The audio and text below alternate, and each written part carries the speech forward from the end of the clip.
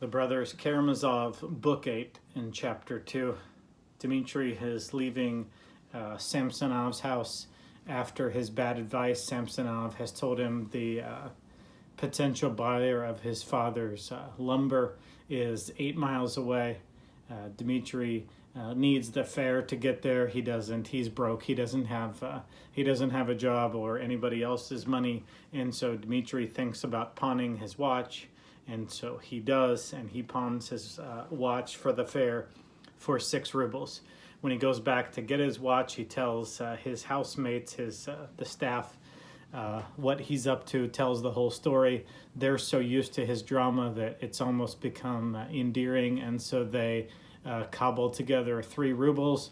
6 plus 3 equals 9, and so Dmitri is able to go from 0 kopecks, no pennies, to 9 whole rubles, and now he's got the fare to hire 2 horses to get him the 8 miles, which isn't 8 miles, but now in this chapter we learn that it's actually 12 miles away, and going at just a few miles an hour. Then we've got almost a day's journey out to get money from this guy that Samsonov has said is interested in buying Fyodor Dmitri's rightful inheritance wood from this lot of woods. When he gets to the man's house, the man lives with the priest. The priest says he's not here. He's at another forester, and this guy does buy wood, but he buys it from more people than just your dad, and he's off doing that. It's just a half mile away if you want to go with me on a walk. So the priest starts walking, and Dmitri takes gigantic steps, and it actually ends up not being half a mile, but instead 2 more miles. So all in all, Dmitri has been promised 8.5 miles away to find this man, but it's really taken 12 by carriage and 2 by foot. And so it's taken now, and it's the middle of the night, and he finally finds this man who Samsonov has wrongly told him will buy his inheritance part of Fyodor's lumber. Well, he gets there, and the man is so asleep from being so drunk that Dmitri, unsure at first whether to try to wake him, decides that this is indeed an emergency. Again, there's no real reason this is an emergency. It's just in his head that Grushenka will choose his father or he, and he wants to get back because for some reason, like most agitated people, he thinks being there is the same as controlling the situation. There's really no time emergency to this. This is mostly just in his head. So Dmitri decides to try and awaken this drunken man who is asleep, and he can't even do it. And the priest says, the ever level-headed priest says, you said this business was important, so don't you think that even if you could wake him up, that it would be a bad idea because he would still be drunk. He would still not have all his wits about him. So Dmitri says, good plan. Forester, can I stay here overnight?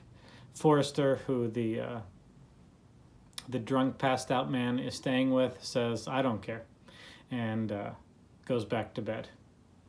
Dmitri is just sitting there, looking at this drunk old man, reflecting that it's now been 24 hours, and looks at this man's stupid face and realizes what a stupid situation he's in.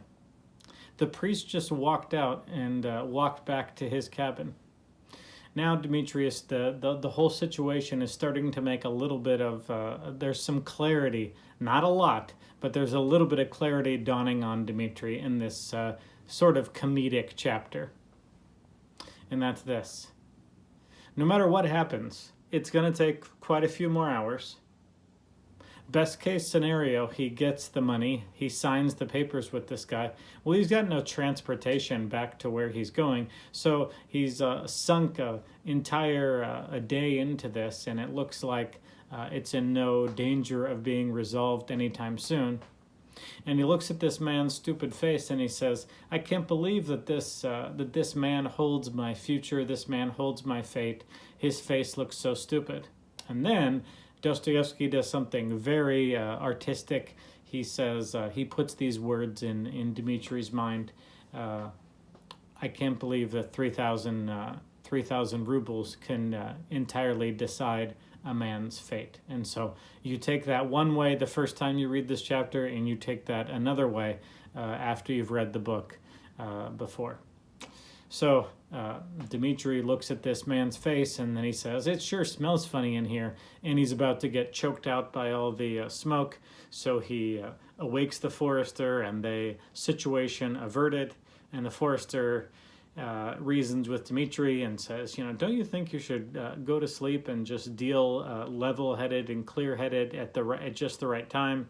So Dmitri falls asleep, and of course he oversleeps all the way till 9 a.m. And when he wakes up, it's you can tell by the different bottle that this man did wake up when Dmitri was asleep, and this man drunk again. And so now, in a very comedic, slapstick kind of way, now Dmitri has this man drunk again and asleep again, and now Dmitri is awake, and it's the same thing as the night before. Now it's the morning. Now Dmitri is able to rouse this man from his sleep, and the man wakes up and says, "You're crazy. None of that is true. I don't have business with your dad. I'm not going to buy your property," etc. Dmitri is realizing slowly that Samsonov lied about the whole thing. Dmitri sees that this is a sunk day, sunk cost. He's not going to get any money out of this guy.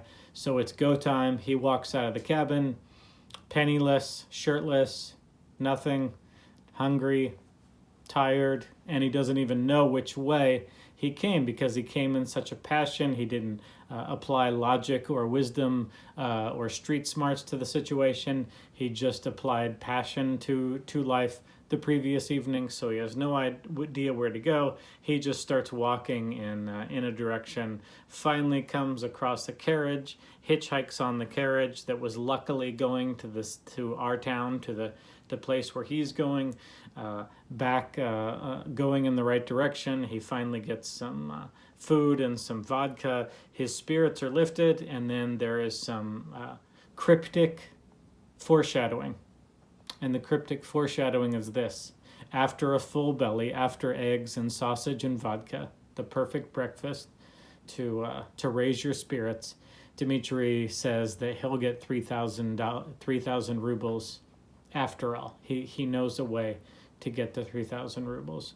And so those are Dmitri's plans, leaving this chapter sort of on a cliffhanger. So I think that the main point of this chapter is mostly just to be comedic at Dmitri's expense.